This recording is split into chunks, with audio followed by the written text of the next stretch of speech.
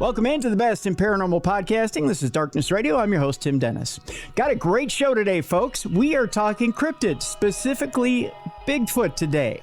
We're taking things in a little bit of a different direction, but a good direction. I love talking Bigfoot, love talking about this hairy creature and about a little bit different side of Bigfoot today. You know, there's two schools of thought about Bigfoot. We've got the aper school of things, and we've got the more metaphysical side of things, and believing as to whether Bigfoot is something else. And that's the school we're going to fall into today. I've got two special guests with me today, and we're going to talk about what exactly Bigfoot is believed to be. And these gentlemen have actual proof, celluloid proof, as to what Bigfoot is. Ronald Meyer and Mark Reeder are with me today. Ron Meyer is a seasoned paranormal experiencer with encounters ranging from out-of-body experiences and cryptid sightings to non-dual awakenings. He's the owner of Center Communications, a film production company, and has produced and directed feature films in Hollywood. Ron also facilitates flow workshops and holds a 5th degree black belt in Aikido. So we will not be wrestling, Ron. I do have a wrestling belt behind me. It's strictly professional, and I can't do any of that. So just wrestlers are always difficult. They are, but I'm not. Recently, he produced Becoming Evil, which is the #1 streaming documentary series on Amazon Prime about serial killers. We're going to have Ron back for that.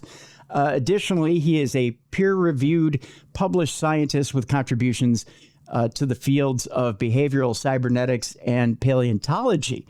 He resides in Colorado with his wife. And also we have Mark Reeder with us. Mark, I'm going to be short on his credentials, but we'll get him as we go along here. Mark also is a writer as far as science fiction goes and other publications. He's also contributed to this new book, which, again, the new book is The High Strangeness of Bigfoot. The movie is the same, and the movie and the book come out in early April. So, ladies and gentlemen, let's welcome in to Darkness Radio, Ron Meyer and Mark Reeder. Gentlemen, thank you so much for coming on to the program today. Good to be here. Thanks for having us. Thank you so much. I want to start with you, Ron, if I can. Now, there's generally two schools of thought, and this has been the argument of the Bigfoot community for as long as time immemorial, right?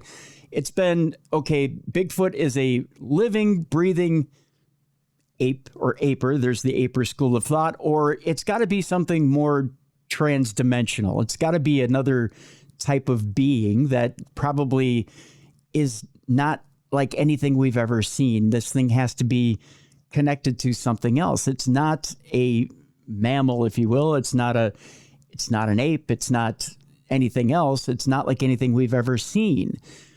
But we can't quite wrap our heads around it because all we have are these fuzzy pictures, or we have the Patterson-Gimlin film, or we have whatever it is that we have here. Now, I do have an article from this past week that I do want to discuss with you gentlemen about the Patterson-Gimlin film. We'll get into that here a little bit later. But I'm curious as to, and we'll get into what you found with your film just a little bit, no spoilers or anything, but I'm curious as to the school of thought and the slant that you take with this film, and why you think Bigfoot isn't an ape or an animal or a mammal. Well, it's more like the report of angels back in the day, 6-7 centuries ago, moving forward. These were real experiences for people, I would say, but it was mysterious what they actually were, but nobody would claim that they were a biological entity. So to some extent, that begins the argument that we have that what people experience, and let's just talk about sightings, that this is another kind of entity with the mask of Bigfoot. And I compare it to the UAPs of today, which, you now see them on video. You have these objects, craft, if you like, moving in ways that are impossible in relationship to our current understanding of physics. And so you mentioned the history and the shift in the history of what Bigfoot is. When the BFR was started, do you think you know what that is? It was this organization run by Matt Moneymaker, who Yes. Yeah. People could call in and report their Bigfoot sightings, and they'd do investigation. Um, I think it was Finding Bigfoot, the television series. Yep. Bobo, was one of the investigators. Yep. He's now firmly convinced it is not a hairy ape type creature or a wild man. Although the wild man metaphor is really important, and Mark can talk to that in a minute and how that fits into it.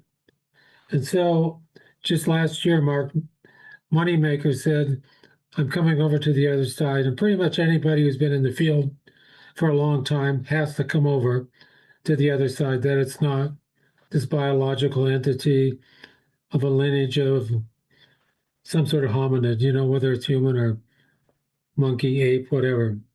And so I'm not alone anymore. But when I started, that wasn't the consensus at the time. Does that answer your question? Yeah, it does. And I'm curious, Mark, and Mark, thank you for coming on the program today. What is it about this wild man theory, or why is it not this wild man that's roaming the woods of different areas of the United States? And why are we not seeing it residing in caves? And why is it not, we see these twisted structures, these tree structures that obviously are not shelters. But we see evidence of it out there, but why do we not see it? Why do we not see bones that are obviously in the ground, that are in graves? Why do we not see them, in shelters like caves? Why do we not see them residing here on this planet? So I think there's two parts to your question, and let's start with the first one about any kind of physical evidence. Now, the idea of a Bigfoot is worldwide. It isn't just confined to the United States. You have the Yowie in Australia, you have the Yeti in the Himalayas. You have the wild man theme throughout the Middle Ages in Europe. So it isn't just simply an American phenomenon. But anywhere you go in the world, now, you would think that if there is an actual creature out there that is some sort of hominid, something that is ape-like or mimics humans, that there would be physical evidence. There would be bones or fossils. You'd find teeth. You would find you'd find scat. You'd find something that would say, "Hey, there's a very unusual creature running around here." We don't find any of that. And like you alluded to earlier, there are grainy pictures of what people claim to be a Bigfoot creature. And that doesn't mean that there isn't a Bigfoot creature, but there's nothing physical about it. They didn't run up and capture it. They didn't get a selfie with it. I mean, so there is no real physical evidence of this. So that's one reason. That's one part of the story about why Bigfoot would not be an actual physical hairy creature running around the woods. And as I said before, stealing things from people or popping into people's homes or popping into their campsites and wreaking havoc with them, maybe even abducting them. The second part of your question, I'm running on a little bit, but let me answer it. You're fine. You're fine. Ron alluded to this also, the zeitgeist of the times. The zeitgeist of the times in the 15th century with St. Francis of Assisi was an angel. The zeitgeist of the time in the 19th century was also an angel. You've got Joseph Smith being visited by the angel, giving him the Book of Mormon. The 20th century is different. It's really an age of science, of extreme science. And while still a majority of Americans in the 1950s and 60s believed in angels, the idea of an angel coming to visit was beginning to be superseded by something else. UFOs, right? 1947, New Mexico, bam, you've got UFOs. So now we're taking a different turn. The zeitgeist is changing. And it's changing to something that UFOs or UAPs, as we talk about them now, but then enters the Patterson-Gimlin film, and you have this phenomenon known as Bigfoot, Sasquatch, if you're a Salish Indian, which is talking about a being, a forest being, or the Lakota Indians talk about Chiatanka, which means like an elder brother. We had a commenter talk about that in this comments on a podcast we did earlier. I want to give a shout out to him for making that comment. Yeah. And so the zeitgeist is changing. It's not angels anymore. It's paranormal phenomena. And in this case, UAPs, Bigfoot could be near-death experiences. So I think that is what's changing, and which is going to show that Bigfoot is not a physical being living on this planet 24/7, 365. It is some other kind of entity that is able to talk to people, bring them into some sort of consciousness that is necessary for their lives, and then disappear as necessary. Can I add one thing to that? Please. So there's this thing called the collective unconsciousness. It was first put forward by Jung, but a lot of people suspected that there were these forms, that the most common one would be father, mother, son. And there's one that's been throughout the ages, and it's the wild man, the wild woman form that people relate to. It's an archetype that we all can experience, and it's something that we all possess and probably want to be, which is kind of this powerful entity that's free, running free, that it's not confined by the trappings of the society you're in. And that's part of who everyone is. It's got a bit of that. There's another one called the trickster. These are all archetypes that all humans share, and Bigfoot is one of those, in my opinion. That's one aspect of it. Mark also, the most common physical evidence are footprints, right? Right. And so, on multiple occasions, I've experienced some footprints that all of a sudden appeared in one place, moved a little ways, and then disappeared again. There was no more. Right. Which makes it pretty difficult. Did the thing pop into being, stop, walk a little bit, and then pop out again? But other than that, there's no way to explain that, and it kind of points to something that's a little different than we are. Maybe puts it in the category of those UAPs that can defy gravity. Well, it's a head scratcher then, isn't it, gentlemen? Because it's one of those things like as you pointed out, Ron, is it popping or phasing into our existence or our three-dimensional plane, putting down footprints. If you're putting out food for it, it's eating the food, or it's messing with rocks, it's throwing rocks at our domains. It's twisting trees and making shelters, or doing whatever it's doing, but then it's popping into wherever it is it's returning to. Is that the idea here? So, let me just put it this way. If it's the same entity that's doing the UAPs, then of course it must have the capability of doing all the things you just described, because it can deal with the physical world in a way that we can't right now. So defying gravity in the way those UAPs do, making a few footprints or showing up momentarily as a physical being, like I've even had that experience myself briefly, certainly within the range of what it must be able to do, which is kind of what our movie and book is about. What would it be if there was such an ancient presence that was creating all this to do the thing you thought? It creates a mystery. And let's face it, that mystery is something that humans cannot let go of. We are as curious as cats.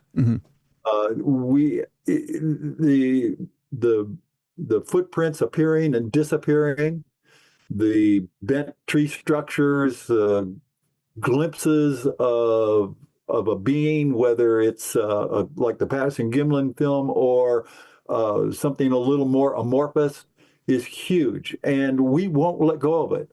Just as in the 15th century and in the Middle Ages, people would not let go of the wild man archetype or angels. They would pursue these ideas either in art or in religion. We're pursuing it now. The zeitgeist has changed, and we are really interested in finding out what's happening with these paranormal experiences. It seems though that even as we talk about it, and I'm kind of as I'm trying to wrap my head around a lot of the concepts we're talking about here. You could either manipulate energy and do that physically, or you could just physically do the things that this creature's doing. Either way, it can be done. And then at the same time, I'm sitting here going, but I have another point I want to throw at Ron as he's talking about.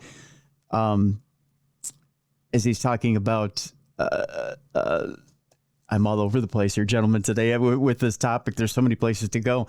But I wanted to bring up Patterson-Gimlin here for a second, as we just brought it up, because there was a news story this week. And this is, as we start to say, well, there's people who have had these experiences who have actually seen these creatures and have physically had an experience where they've smelled, something rotten.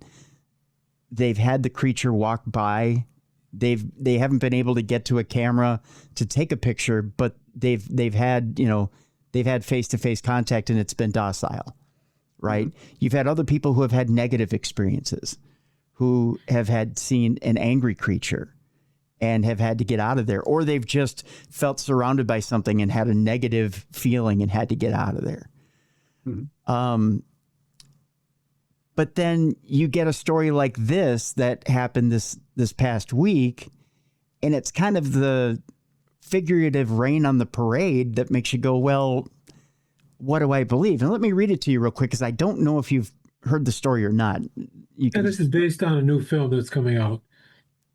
Yes, it's a new documentary. You're right, Ron. A new documentary is offered what they call the final verdict on the Patterson-Gimlin Bigfoot video. I won't read the entire story, but I'll just give you the highlights.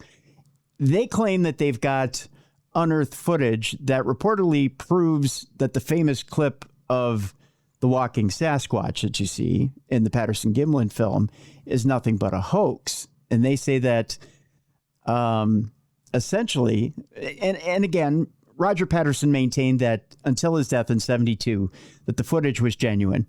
Gimlin always denied that he had been a part of a hoax to create that clip. The documentary is entitled "Capturing Bigfoot," and it includes previously unseen footage to help make the case that the creature filmed that day in 1967 by both Patterson and Gimlin was a person in a costume.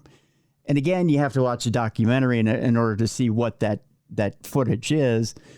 The new footage essentially shows a trial run of the scene in the original clip, proving supposedly once and for all that it had been staged. Mm-hmm. I'm curious as to what you two gentlemen think, and whether does this now rain on the parade of all Bigfoot research, or is this just one set of many different things down the pike of Bigfoot research? Well, first of all, if the film never survived, I don't think it would have made any difference to the phenomena of Bigfoot in itself. I mean, you know what I mean? It's just one incident that somebody either faked or didn't fake, It's not the whole story. So many people have had real experiences. Yeah.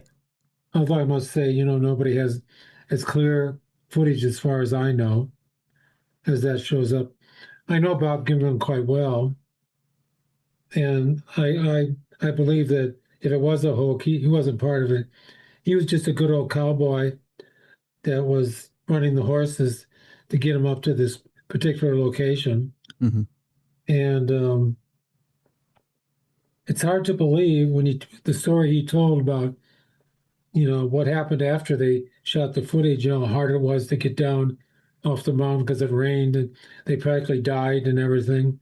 So if there had to be somebody else up there that either died or, somehow made it back in their own special way, which would, somebody would have to indicate how that could have been done.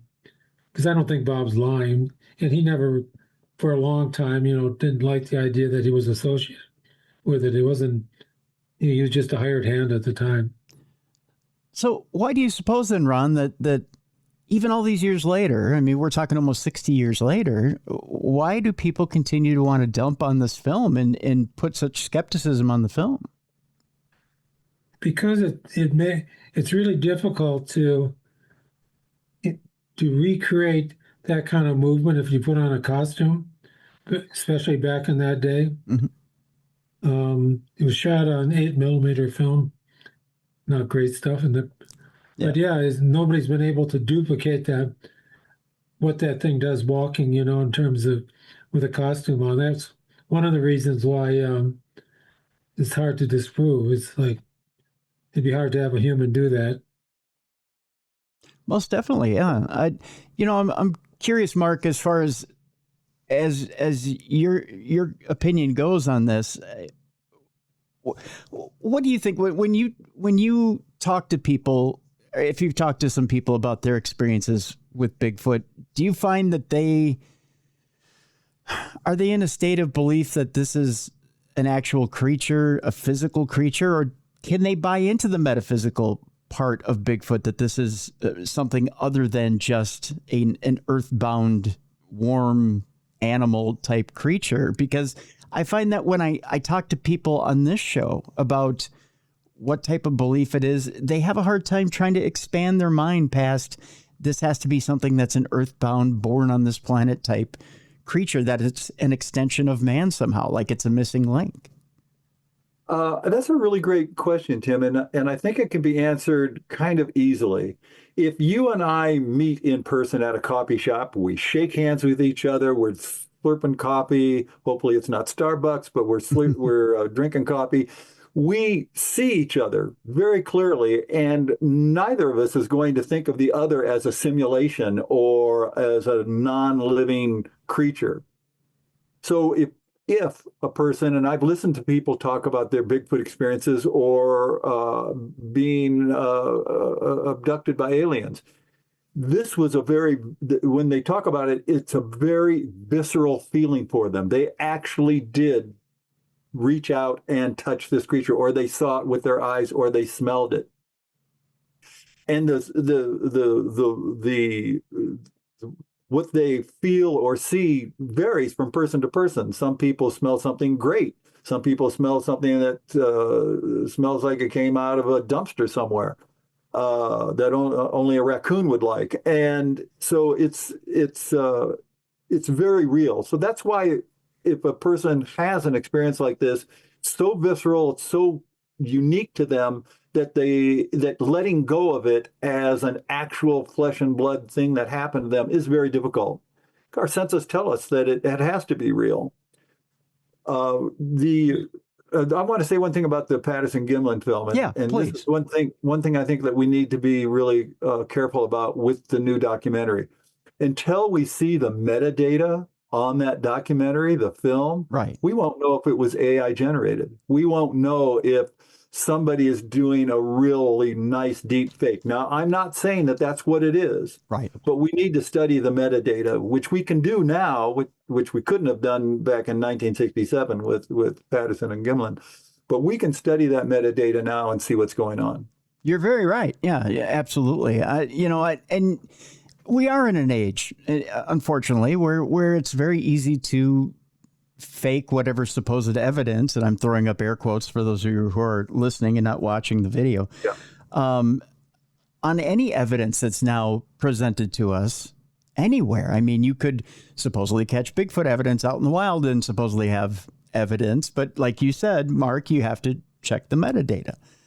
And that makes That's why the human experience is so important. Yes. Going back to what I said earlier, You and I meet at a coffee house, we see each other. That's very visceral. We talk with one another. It is a little different than talking with you on a podcast here, or and like I can see you and I know you're real, but touching you and by shaking your hand, I know absolutely it's a 100% real. And I'm going to say to everybody, well, I've met Tim. He's a great guy, and he has good taste in coffee. But so that's what it becomes so real to people, because their senses from touch to smell to sight are heavily impacted by the experience. So Tim, I don't know why you said that there aren't a lot of people that would accept that it's not a normal kind of earthbound humanoid.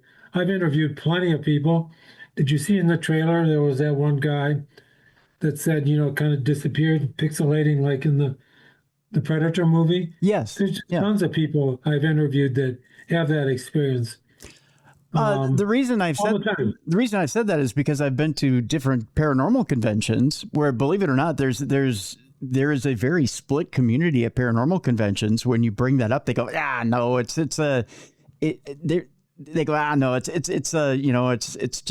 either a missing link or man, or it's a offshoot of a monkey, or it's, because of the clicks and the samurai language, and they start to come back to the ape type characteristics of what Bigfoot is.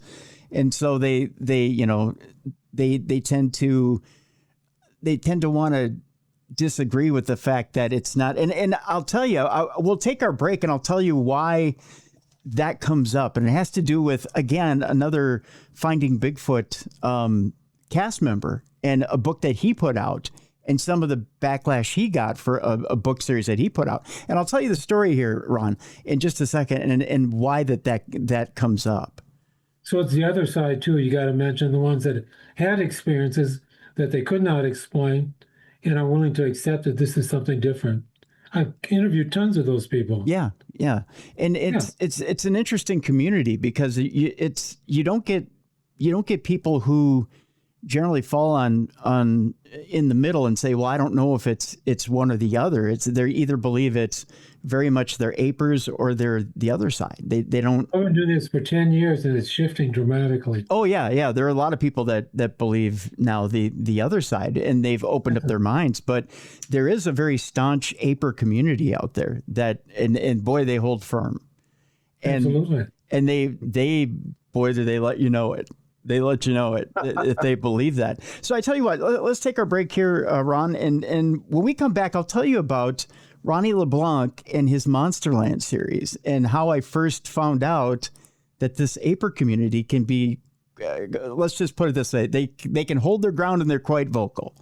So I'm quite good friends with Ronnie, so this should be fun. Yeah. So we got into quite the conversation, actually, at Michigan Paracon about it.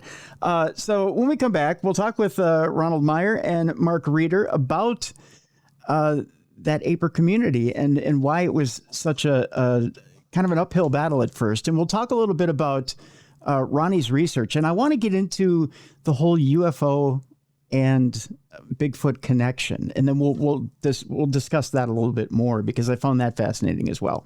Ronald Meyer and Mark Reeder are my guests. The book and film, which are out in early April, is High Strangeness of Bigfoot, or The High Strangeness of Bigfoot, and we'll have a link in the description of this program so you can check it out. All right. So when we come back, the connection between UFO and Bigfoot and those apers, and how staunch they are on their outlook. When we come back, right here on the best in paranormal podcasting. This is Darkness Radio.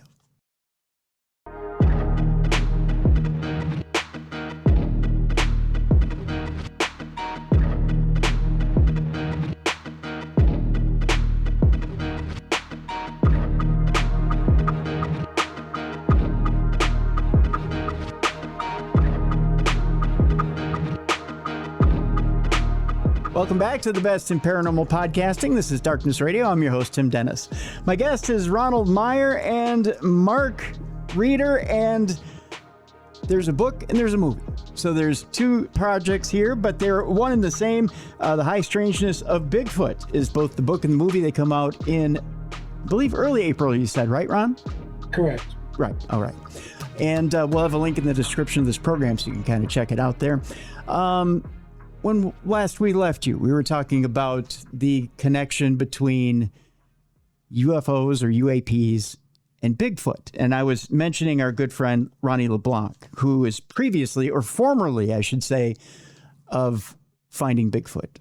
No longer with that television show. He's on his own. He's got his own organization now that he's with. And he put out a wonderful series of books called Monsterland.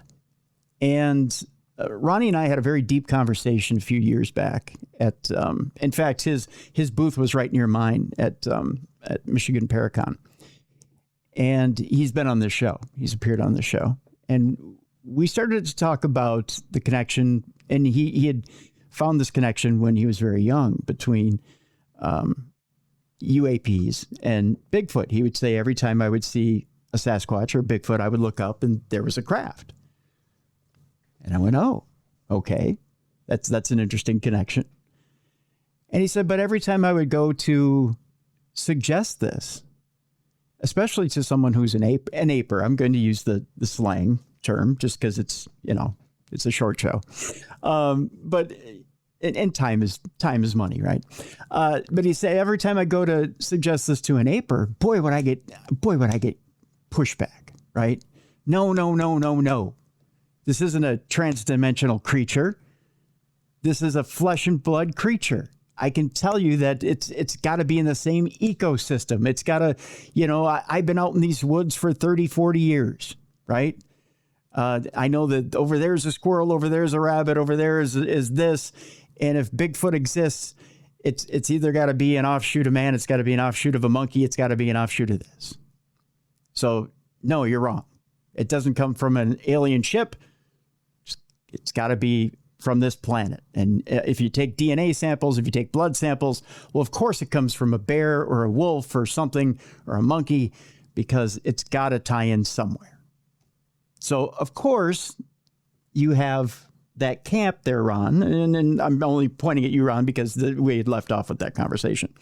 That's where the apers fall in, and that's where they stay staunch.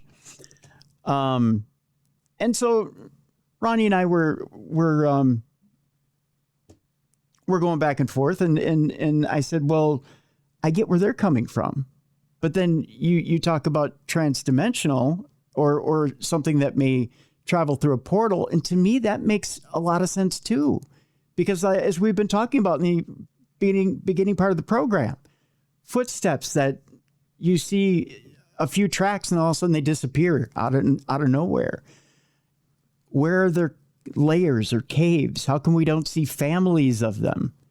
You can track any animal on this planet to bears, for example.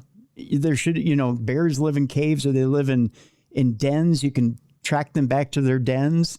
How come you can't track a Sasquatch back to its den? How come there are no Sasquatch graves?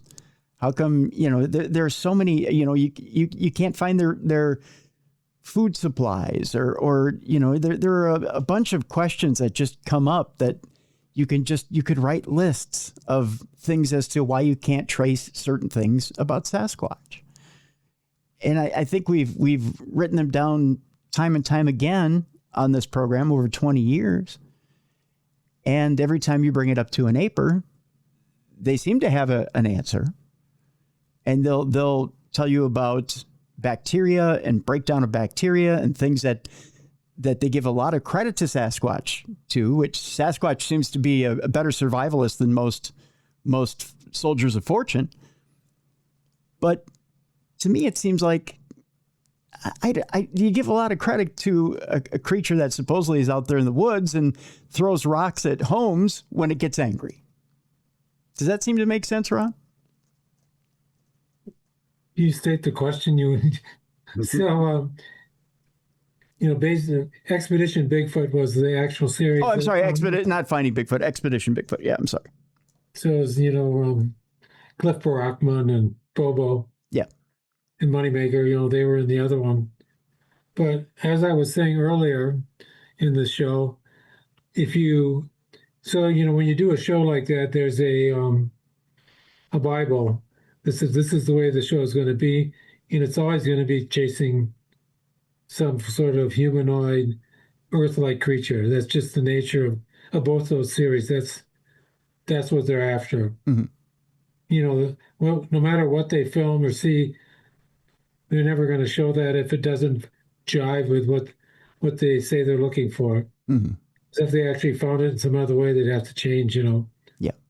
So the fact that those series are not a good indication of what these people who are the stars of it actually believe. And I know them. And Ronnie's told you he was out of sync with them on a number of occasions and said so when I interviewed him for, a movie I did, Mhm. as did Bobo. Mhm. Yeah. Yeah. Yeah.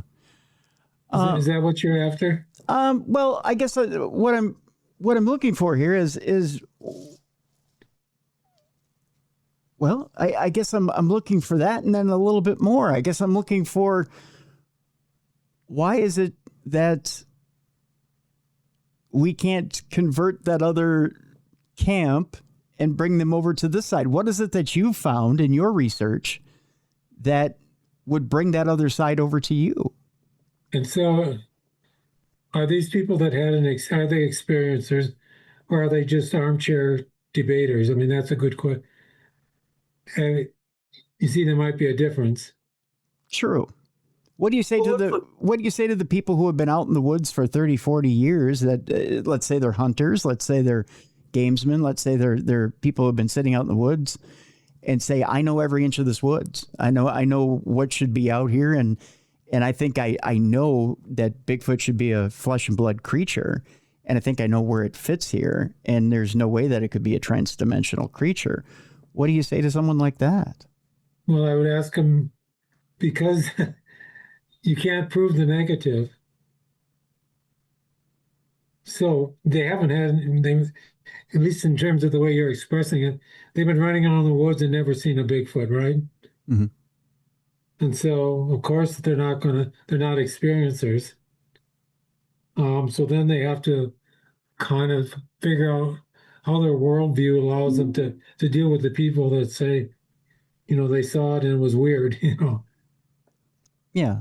So that's until you. So the purpose of these, when they do show up with these strange ways, with the smells, with the rocks, with the footprints, it's what its purpose is, at least in terms of Jacques Vallée and what we're the hypotheses, that its whole point is to keep the mystery alive, keep us looking, keep us questioning, just as we're doing right now.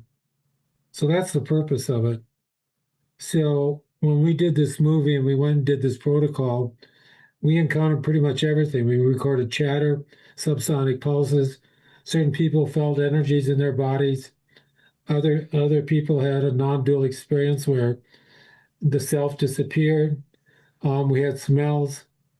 We had everything that is associated with Bigfoot, but it was always just really close, but you can't quite grasp it. And so the whole point is we want to do more. We want to keep looking. And I think that's the point of it all, is that we keep looking. Just with the UAPs, people are obsessed with finding it, talking about it, seeing more of them, because it's a mystery. And that's the whole point of the hypotheses, is that there's been this agent presence that's been driving humanity forward since the beginning of language.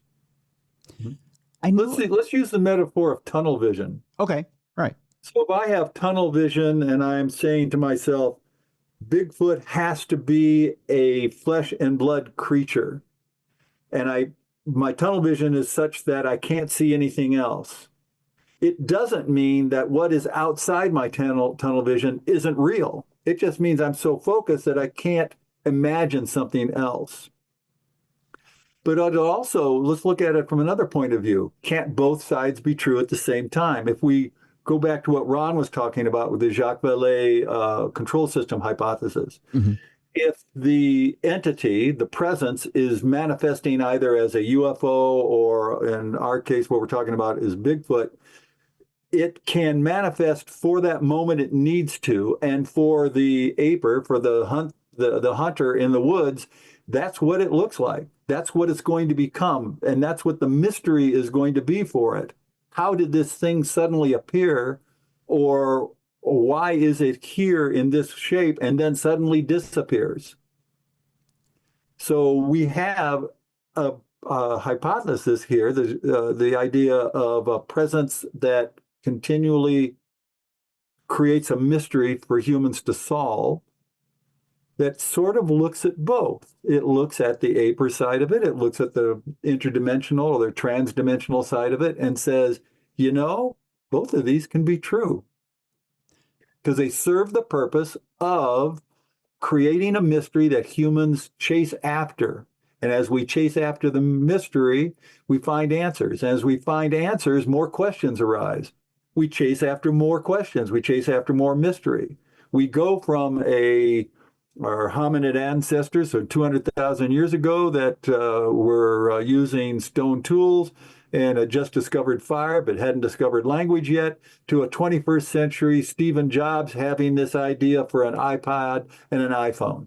Mm-hmm. That's, I mean, it's 50,000 years, but, we've come a long way in 50,000 years. Oh, yeah. Yeah. Mark, you bring up an interesting thought or an interesting theory, and that's this. It appears to us as Sasquatch, it appears to us in the visage or in the form of Sasquatch. Does that mean that it could appear to us in a different form? Absolutely. Yep. I'll let Ron take this one, but absolutely. Okay. Ron, what else could it appear to us as? I like to use the term masquerading as Bigfoot. And I think it's masqueraded as angels in the past. Mm-hmm. So then I might want to flip this on you a little bit, Ron. So where does what is coming to us as, because I've heard both negative and positive experiences with Bigfoot by people. So I take it the positive experiences we're having with Bigfoot obviously are angelic creatures, but what are the negative ones we're having with Bigfoot? Well, I don't think that most of them see them as angelic creatures. It's just like this thing showed up and I saw it with my eyes. And as that one guy said in the teaser, it just disappeared. That's kind of more like what I hear most of the time from people who have these odd experiences. Other people who've had sightings, I've talked to a few of them who've said that they charged at them or something like that. Mm-hmm. Is that what you're talking about? Yeah, it seems like you get what you put into it, right? Like if you come into the experience with evil intent, is that what you're getting out of it? I don't know about evil, might be a little strong word. Bad intentions, then. I'll change the verbiage. Well, let's use a different term. Let's use consciousness. Okay. But not that consciousness necessarily can be defined, but if people's consciousnesses are as individual as fingerprints. Mm-hmm. So my consciousness, if I encounter a paranormal event, for example, is going to interpret that paranormal event according to my own thoughts, my own desires and wills. And beliefs, yeah. Right? Yeah. So if I have a negative view of life, I'm going to come across this paranormal experience probably negatively. I'm not going to look at it in a positive way of changing my life or something. I'm going to say, well, damn, God just threw a baseball at me. What the hell is that all about? Instead of maybe threw the baseball, I turned around and looked at it, and something else just missed me by inches because I was paying attention to the baseball. So it's actually saved my life. So to draw a parallel here, Mark, if I walk into, say, a haunted penitentiary and I've mm-hmm. got bad intentions and the spirits act up and they're defensive and they reach out and they maybe tug my hair. I don't have hair, obviously, but if I had hair, if they tug my hair, they're letting me know, hey, we're not going to put up with you tonight. That's certainly one explanation that I think can't be discounted. This whole paranormal phenomena has so many dimensions to it that if we try to look at it from a purely scientific point of view of how can this be explained, we're missing the whole boat. Paranormal experiences are breaking the box. They're saying there's something more outside there than we actually know. Let's go look at it. Okay. Because it to me, it's, there's two let me start that again. There's two schools of thought here when I think of, you get the, I'm getting ahead of myself here. I'm thinking of a Small Town Monsters documentary I watched probably about a year or two ago, where it was indigenous people who were dealing with not only skinwalkers, but they were dealing with Sasquatch as well. Mm-hmm. And they were talking about negative experience with Sasquatch and Bigfoot. And to me, it seemed odd, right? Because it seemed like they were in touch with the land, they were in touch with nature, and why would they be having negative experiences with Bigfoot? It would seem like if we leave them alone, they would leave us alone. Why would there be any tension between the two? But I don't know the entire story between them either. Mm-hmm. So, So in any case, their experiences was unusual, right? Right. All these cases. And so there's going to be a spectrum of responses to something that's unusual across. I don't like these binary distinctions you're doing right now. I think there's a spectrum of how people will respond to something that shows up that shouldn't be there like that. Mm. You know what I mean? Yeah. And so some people I've talked to it's been transformational, changed their whole life. Mm-hmm. And other people, it was like, oh my God, they were depressed and, just went into a depression over it. So, it's the range of experiences, across anything that happens with people is quite varying, right? Not everybody has one or two, either it's good or bad. No, it's across the spectrum. Right. No, and I'm not saying they're all negative experiences. Don't get me wrong, Ron. I've seen people who have had experiences with Bigfoot who they continue to chase because the one experience they had seemed to change their life. It was incredibly positive. Right. That's what I'm saying. Right. Some people, for other people, it's been negative too, because it disrupted what they thought was real. As individual as fingerprints. Yeah. So, it's people are, and that's the whole point of it, is that we can't come to any single yes or no answer about it. That's what keeps us going. Mm-hmm.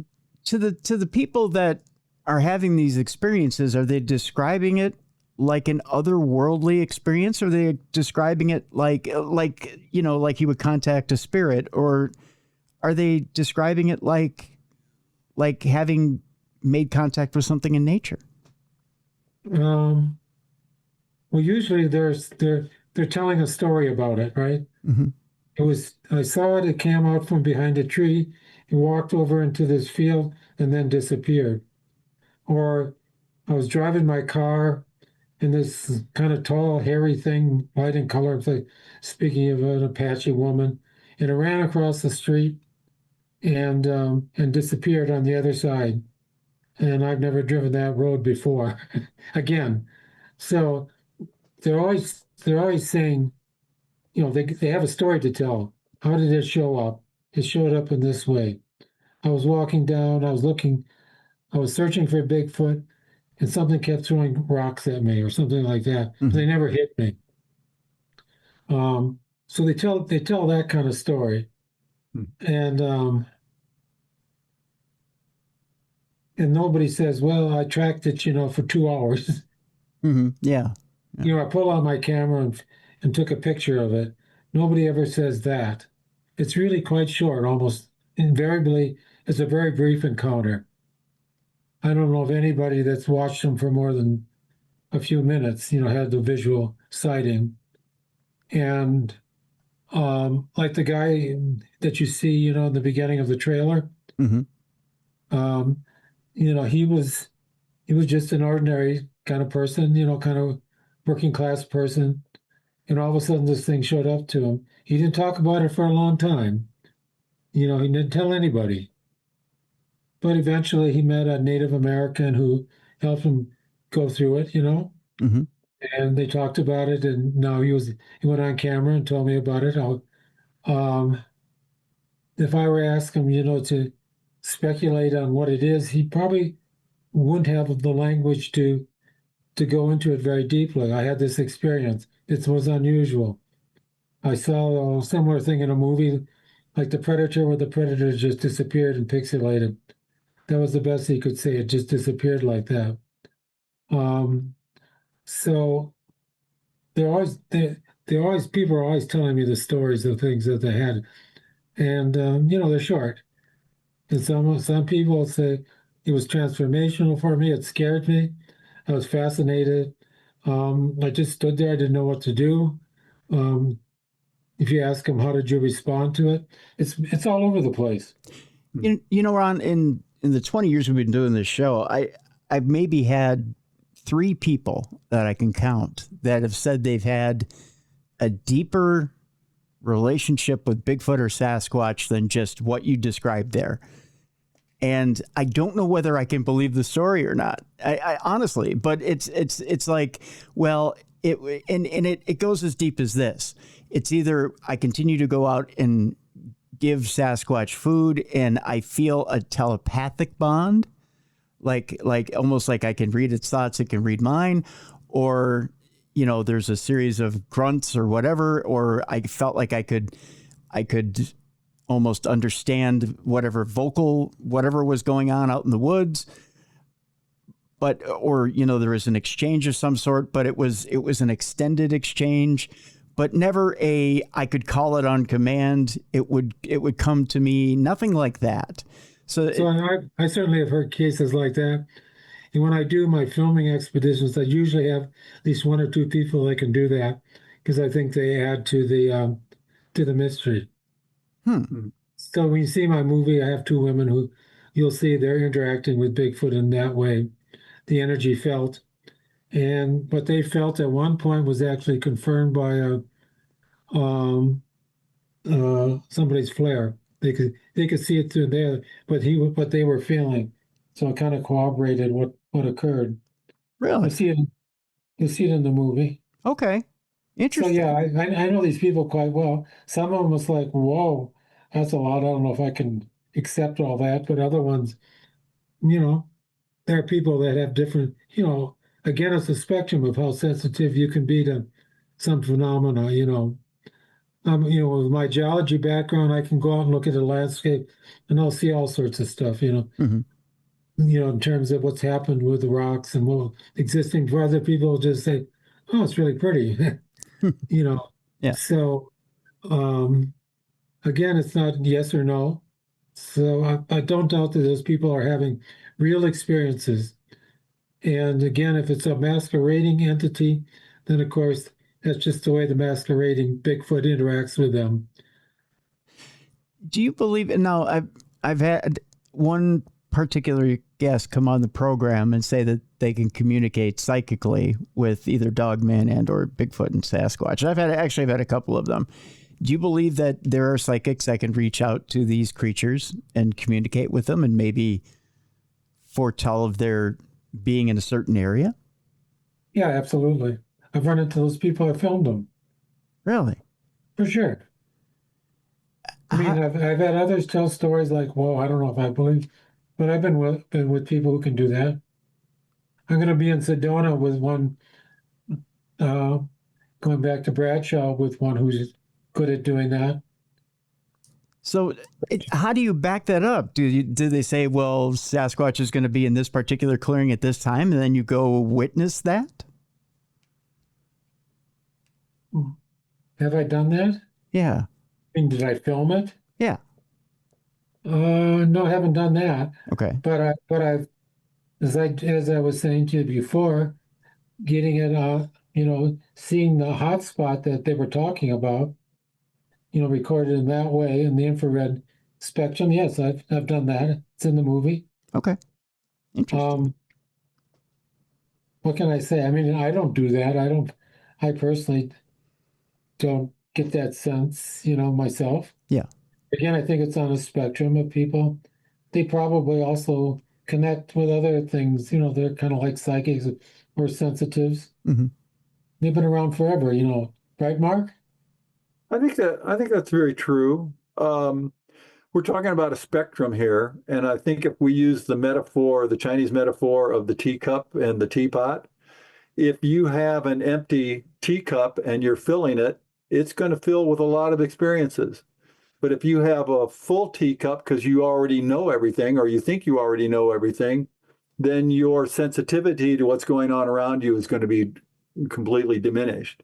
So in reviewing some of the images that Ron shot with his when he was doing his CE6 protocol at Church Creek and again at Mount Shasta, you could see that there were people there that had a fairly empty cup. They were there to experience something, not already have an explanation for it. And so I think that's what Ron's referring to here, is that these people are having an experience of Bigfoot, and then he can film a hotspot where they say the Bigfoot is actually existing, or some sort of maybe it's some sort of non-human intelligence is manifesting as Bigfoot, perhaps. Manifesting as Bigfoot. Okay, that's an interesting way of putting it, because that suggests that maybe it could manifest as something else. Yes. That's what we're saying. 15th century Francis of Assisi has an experience. Now, the experience with him was a traveler in the road that he later described as an angel. But it's a simple traveler, a person who is bent over and is not in good health. That's how the presence or the non-human intelligence manifests to St. Francis of Assisi at that time. Takes him from the life of a very rich person to very religious figure that we all know of. 600 years later. So, Mark, let me ask you this. We started out the segment talking about Ronnie's theory of UAPs and Sasquatch being connected. Mm-hmm. Are they one and the same? Could be.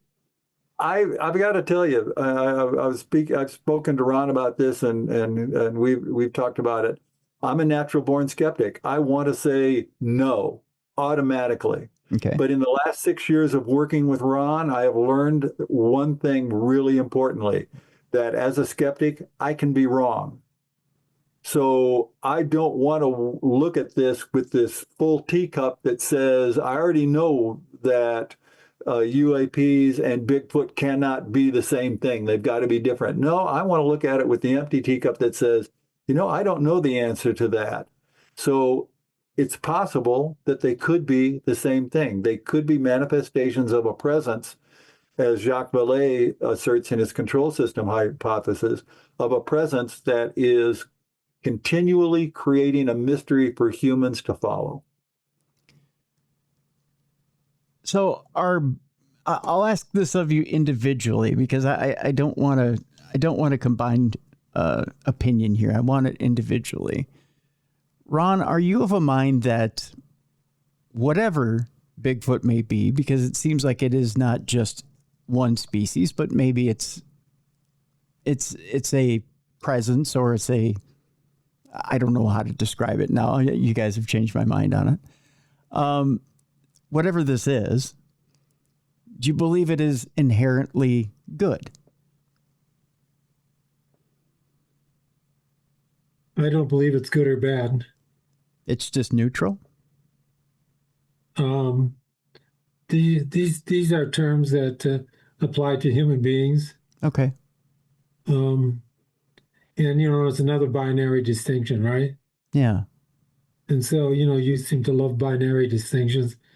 And I think that's, a flaw in our thinking right now, because most stuff doesn't show up that way. We talk about serial killers, right? Right. And so, being a psychopath, mm-hmm. we all have a little bit of psychopath in us, where, under certain circumstances, we may not have any compassion or empathy for another human being. You know, it's valuable in tribal situations to go over to the next tribe and, you know, kill their people because they were a danger. So we all have a little bit of that, more some more than others.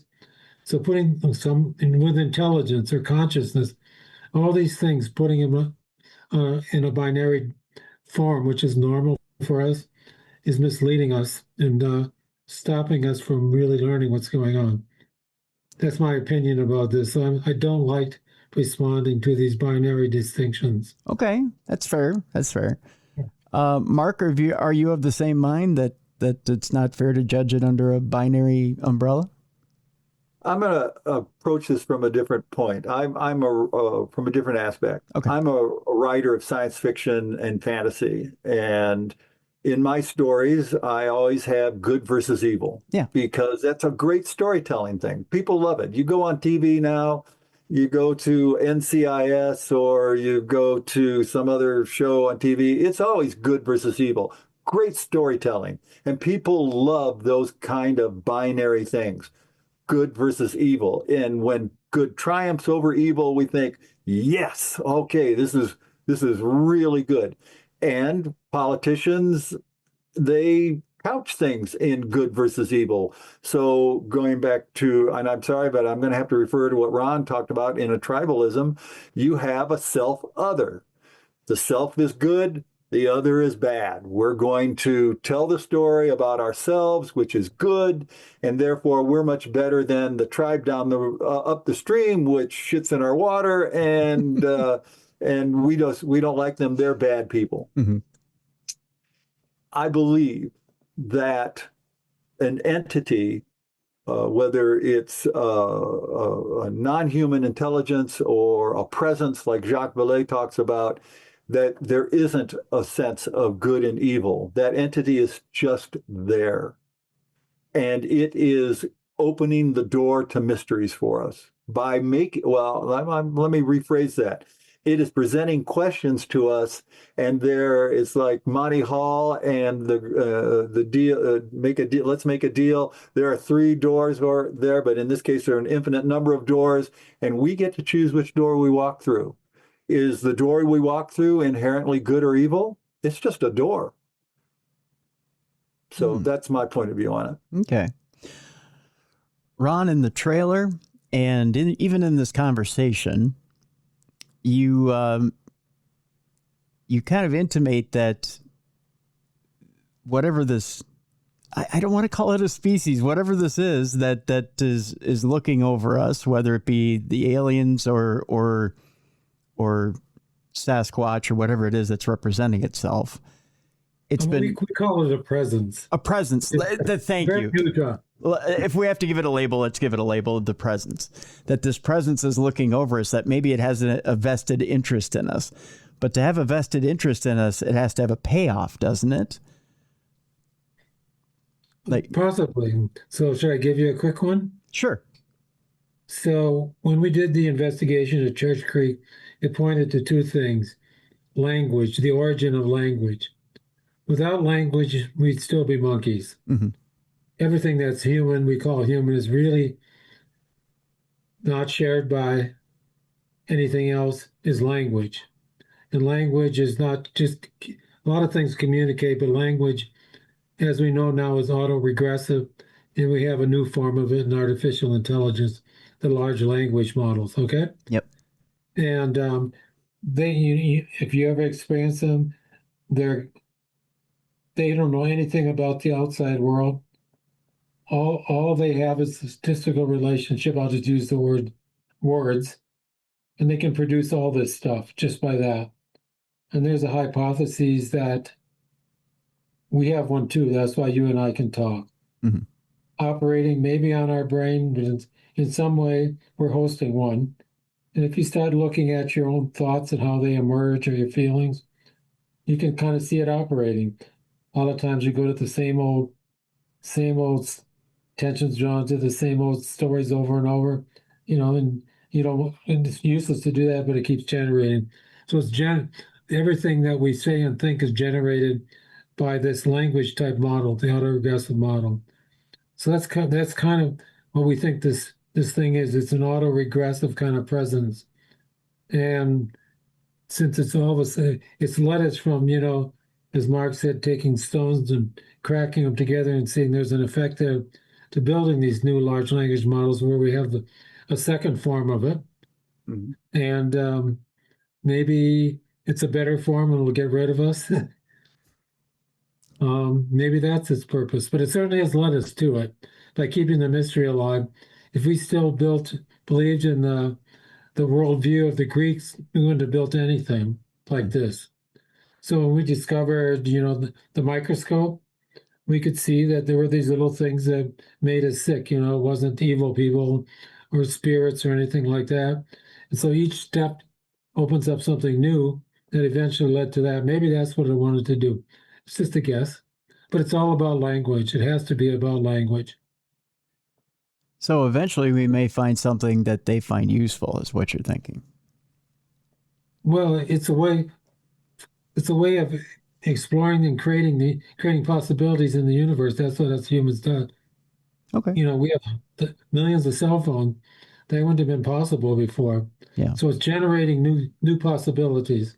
That's pretty much clear. That's what we do as human beings, is that we can take material things and make new stuff and new possibilities and shut off other ones because we made them.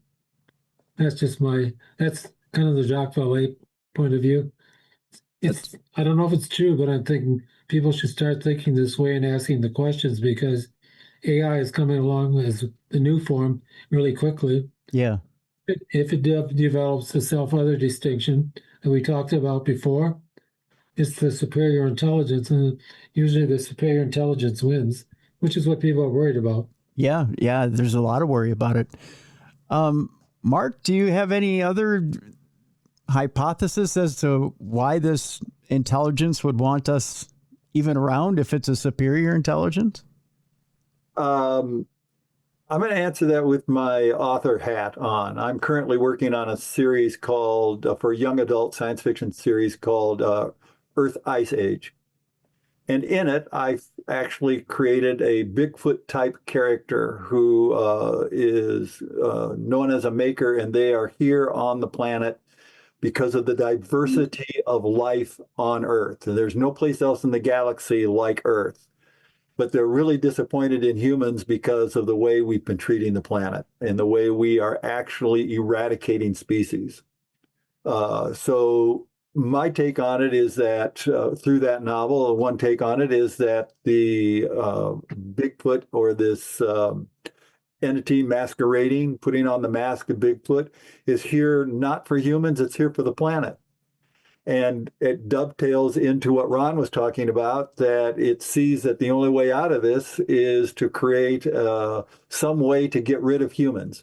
Maybe it is the way that Ron is talking about, creating an LLM, a large language model, an AI that is superior technologically to us in the way that it can process information, or the way that it can stochastically come up with the next idea or the next word in a sentence better than humans can, and eventually will just see a way of getting rid of humans. Probably not as the Terminator would do, which would be to destroy most of life on the planet through atomic war, but some other way to get rid of humans and leave the planet intact. Interesting. Usually I'm on the other side. So what's your opinion? I'm a filmmaker and I ask questions of other people. Mm-hmm. So, what is it? How does this settle with you that we don't really know? That's the whole point. Right. One last one for you guys before we wrap up today, and that's. Oh, you're not answering, huh? Oh no, I'm not. I don't generally answer the questions on this program, Ron. I'll think about that one. And get back to you on it. Here's the one that has been spinning in my head lately, and that's this. Recently, we've been going through this disclosure movement as far as aliens go, and it got me thinking. And again, I go back to a Small Town Monsters documentary where this same documentary that I referenced earlier in the program, where on reservations, indigenous people were talking about, we see government vans come in looking for Sasquatch bodies or cryptid bodies, and they would take and put them in vans and then drive off with them. This is according to certain indigenous people. Got me thinking. It got the old wheels turning. There's no off position in the genius switch, supposedly. If there are files out there, and alien files that the president supposedly wants to release and put out to the public, redacted or not, do you suppose that there are cryptid files out there that have yet to be released? And do you think there are Bigfoot files that could be released? And let's start with Ron. Do you think there's a set of Bigfoot files that are out there that need to be released? And if so, when would we see them? So, I know the government pretty well. I did a political talk show and I got to know a lot of people. And I don't think the government knows anything secret that we don't know. Oh, okay. So you don't think this is even though there's been legislation in some states talking about Bigfoot hunting licenses and stuff like that, you don't think they know anything? Yeah, for sure. But I don't think there's any special information hidden away like people think. That's just my opinion. Okay. The government is not that cool in that way. Okay, that's fair. They're just people, Yeah. Okay. Mark, do you think there's anything hiding anywhere?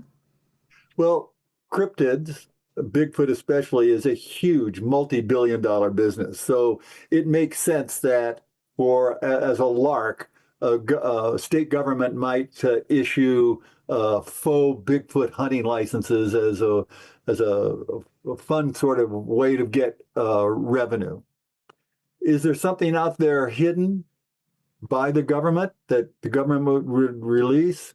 My personal feeling on that is echoes what Ron is saying, that we probably pretty much know everything. And if the government is looking to release something, I don't think we're going to find anything new.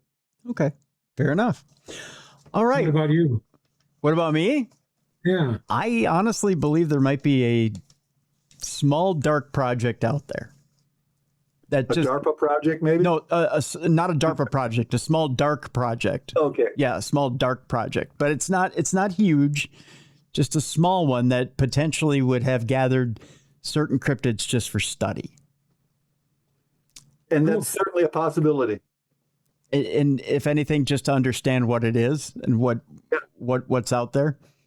And because you hear about certain little things like near nuclear power plants, you have certain mutated animals that are out there for no reason whatsoever. You've got 3-headed gators or whatever that are out there, and there's no reason for them to be out there. And you wonder how they got out there, why they're out there, things